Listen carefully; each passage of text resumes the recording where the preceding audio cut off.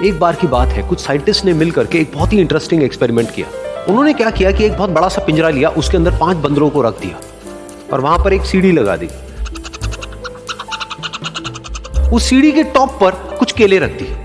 پھر ان سائنٹسٹ نے کیا کیا کہ جیسے ہی کوئی بھی بندر اس سیڑھی پر چڑھتا کیلوں تک پہنچنے کے لیے، تو اوپر سے ٹھنڈے پانی کی بارش کرنے لگ جاتا۔ تو جیسے ہی وہ ٹھنڈا پانی گرتا اس بندر کے اوپر جو کہ سیڑھی پر چڑھ رہا تھا، وہ فٹافٹ سے نیچے آتا تو پانی بند ہو جاتا۔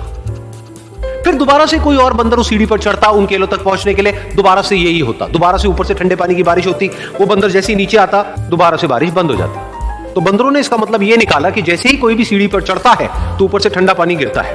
پھر اس کے بعد میں جیسے ہی کوئی بھی بندر اس سیڑھی پر چڑھنے کی کوشش بھی کرتا تو باقی کے بندر سب اکٹھے ہو کر کے اس کو پکڑتے، اس کو مارتے، اس کو پیٹتے اور اس کو نیچے گرا دیتے۔ پھر دوبارہ کوئی کوشش کرتا، دوبارہ اس کے ساتھ بھی ایسا ہی ہوتا۔ پھر ان سائنٹسٹ نے کیا کیا کہ ان 5 بندروں میں سے ایک بندر کو اس پنجرے میں سے نکالا اور اس کی جگہ ایک نئے بندر کو اس پنجرے کے اندر ڈال دیا۔ اب اس بندر کو نہیں پتا تھا کہ یہاں پر کیا کھیل چل رہا ہے۔ اس کو جیسے ہی سیڑھی کے اوپر وہ کیلے نظر آئے، وہ فٹافٹ سے اس سیڑھی کے اوپر چڑھنے لگا۔ اب کی بار سائنٹسٹ نے کوئی بارش نہیں کری، لیکن پھر بھی جو باقی کے بندر تھے انہوں نے اس کو پکڑا، سیڑھی سے نیچے اتارا اور مارتے پیٹنے لگ گئے۔ اس بندر کو سمجھ نہیں آیا کہ میرے کو کیوں مارا جا رہا ہے، تو اس نے دوبارہ کوشش کری۔ جیسے اس نے دوبارہ کوشش کری، دوبارہ سے ان 4 بندروں نے وہی کی۔ تو اب اس نئے بندر کے دماغ میں کیا بیٹھ گیا کہ سیڑھی پر چڑھنا منع ہے، اگر سیڑھی پر چڑھتے ہیں تو مار پڑتی ہے۔ اس سیڑھی پر چڑھنا کیوں منع ہے اور کیوں مار پڑتی ہے وہ اس کو نہیں پتا تھا، بٹ اس کے دماغ میں یہ بیٹھ گیا کہ اس سیڑھی پر نہیں چڑھنا ہے، نہ کسی کو چڑھنے دینا ہے۔ پھر دوبارہ سے ان سائنٹسٹ نے کیا کیا کہ جو پرانے 4 بندر تھے اس میں سے ایک بندر کو نکالا اور ایک نئے بندر کو اسی جگہ پر ڈال دیا۔ اب اس نئے بندر نے بھی وہی کیا جو اس سے پہلے والے نے کیا تھا، یعنی کہ وہ بھاگتا ہوا گیا، اس سیڑھی کے اوپر چڑھنے کی کوشش کری، ان کیلوں تک پہنچنے کی کوشش کری، باقی 4 اکٹھے ہو گئے اور انہوں نے اس کو مارا پیٹا، سیڑھی سے نیچے گرا دیا۔ اس کو کچھ سمجھ نہیں آیا، اس نے دوبارہ کوشش کری، دوبارہ اس کے ساتھ یہی ہوا، اور اب اس بندر کے دماغ میں بھی یہی بیٹھ گیا کہ سیڑھی پر چڑھنا منع ہے اور سیڑھی پر چڑھنے سے مار پڑتی ہے۔ پھر سائنٹسٹ نے ایک ایک کر کے جو پرانے 3 بندر بچے ہوئے تھے اس میں سے بھی ایک ایک کر کے ان بندروں کو نکالا اور ان کی جگہ پر 3 نئے بندر آ گئے۔ اب یہ 5 بندر نئے تھے اور کسی کو بھی یہ نہیں پتا تھا کہ وہ سیڑھی پر چڑھنا منع کیوں ہے، لیکن ان سب کے دماغ میں بیٹھا ہوا تھا کہ سیڑھی پر چڑھنے سے مار پڑتی ہے، تو کوئی بھی کوشش نہیں کر رہا تھا۔ جبکہ اب کوئی ٹھنڈے پانی کی بارش بھی نہیں ہو رہی تھی۔ وہ چاہتے تو آرام سے اس سیڑھی پر چڑھتے، کیلے توڑتے اور آپس میں بانٹ کر کے کھا لیتے۔ بالکل ایسا ہی ہم لوگوں کے ساتھ بھی ہوتا ہے، یعنی کہ انسانوں کے ساتھ بھی ہوتا ہے۔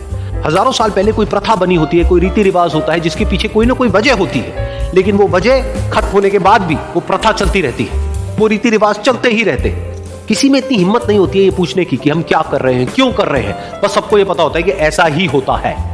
تو وہ ایکسپیریمنٹ جس کے بارے میں ابھی میں نے آپ لوگوں کو بتایا، یعنی کہ وہ بندروں کا ایکسپیریمنٹ، اس میں تو بیچارے بندر ہیں، جانور ہیں، ان کو نہیں پتا ہے کہ کویشچن کیسے پوچھتے ہیں۔ لیکن اگر ہم انسان ہونے کے باوجود بھی کویشچن نہ کریں تو ہمارے میں اور جانوروں میں کیا فرق ہے؟ سوچئے۔ بہترین دوست۔ ریحاب 5ویں جماعت کا طالب علم تھا اور جماعت کے ذہین لڑکوں میں اس کا شمار ہوتا تھا۔ اسے کتابیں پڑھنے کا انتہائی درجے کا شوق تھا۔ آج ریحاب جب جماعت میں داخل ہوا تو استاد صاحب پڑھاتے ہوئے دوستوں کی خصوصیات بتا رہے تھے کہ اچھے دوستوں کی کیا کیا نشانیاں ہوتی ہیں۔ مثلاً وہ اچھے مشورے دیتے ہیں، ہمیشہ ساتھ نبھاتے ہیں، برے وقت میں کام آتے ہیں، نیکی کرتے ہیں اور نیکی کرنے کی ترغیب دیتے ہیں۔ اور ساتھ ساتھ استاد نے جماعت کے تمام طالب علموں کو گھر کا کام دیا کہ وہ بہترین دوست پر مضمون لکھ کر آئیں۔ جو سب سے اچھا مضمون لکھ کر لائے گا اسے انعام دیا جائے گا۔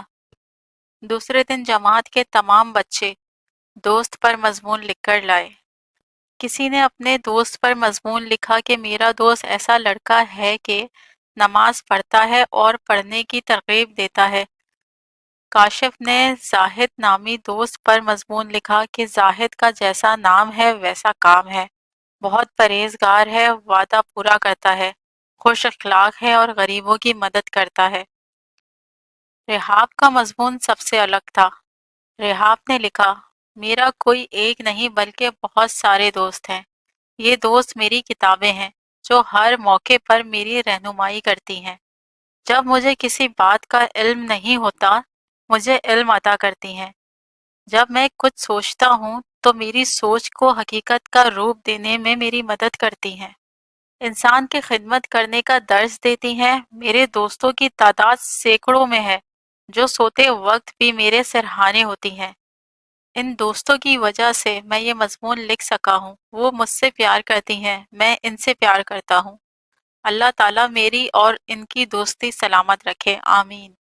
سر ایاز نے جب رحاب کا مضمون سنا تو رحاب کو پاس بلا کر شاباشی دی اور بہترین مضمون قرار دے کر ایک کتاب بطور تحفہ عنایت کی۔ کتاب دیکھ کر رحاب کے ہونٹوں پر مسکراہٹ تھی، کیونکہ اس کے دوستوں میں ایک اور دوست کا اضافہ ہو گیا تھا۔ پیارے بچوں، خوبصورت تحفہ۔ 7 سالہ ماہم والدین کے ساتھ پاکستان اپنی دادی کے پاس چھٹیاں گزارنے آئی تھی۔ برسات کا موسم تھا، بارش اس کے لیے بالکل انجان تھی، کیونکہ اس کی پیدائش ایک صحرائی ملک میں ہوئی تھی، جہاں بارش شاذ و نادر ہی ہوتی ہے۔ ماہم کھڑکی کے قریب بیٹھی گھنٹوں موسلا دھار بارش سے لطف اندوز ہوتی۔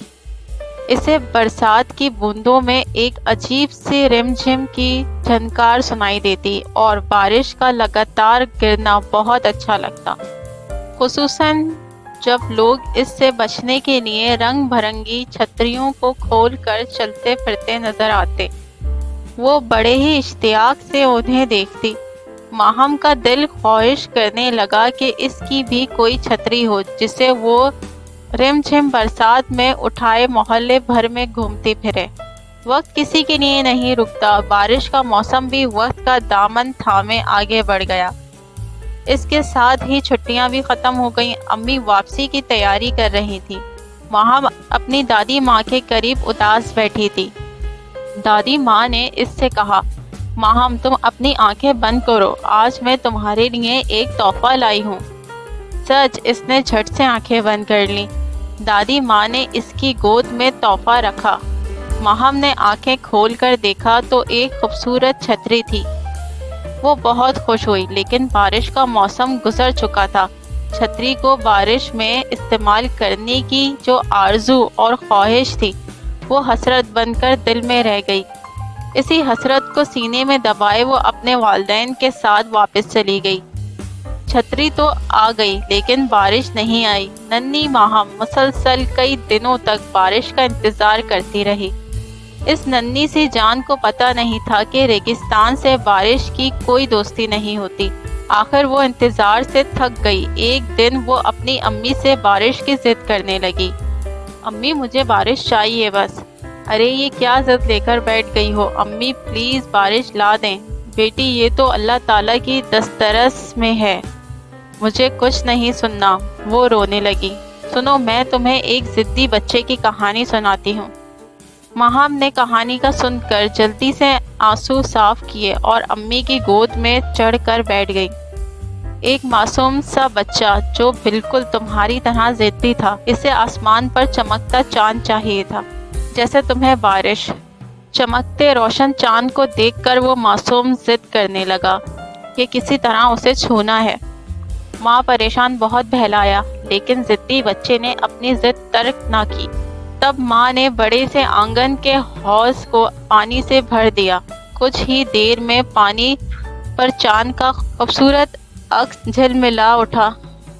ماں بچے کو حوض کے قریب لائی اور چاند دکھایا۔ وہ خوشی سے کبھی آسمان پر چمکتے چاند کو دیکھتا اور کبھی پانی میں جھلملاتے چاند کو۔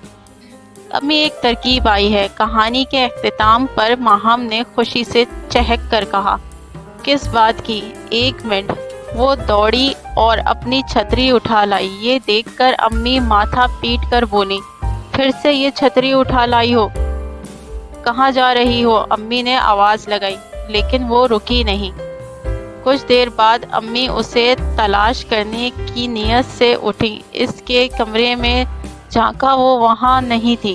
اچانک ماہم کی کھلکھلاہٹ سنائی دی۔ امی آواز کی جانب دوڑی۔ وہاں دیکھا ماہم کی معصومیت بھری دیوانگی پر حیران ہوئی۔ پھر وہ بے اختیار ہنسنے لگی۔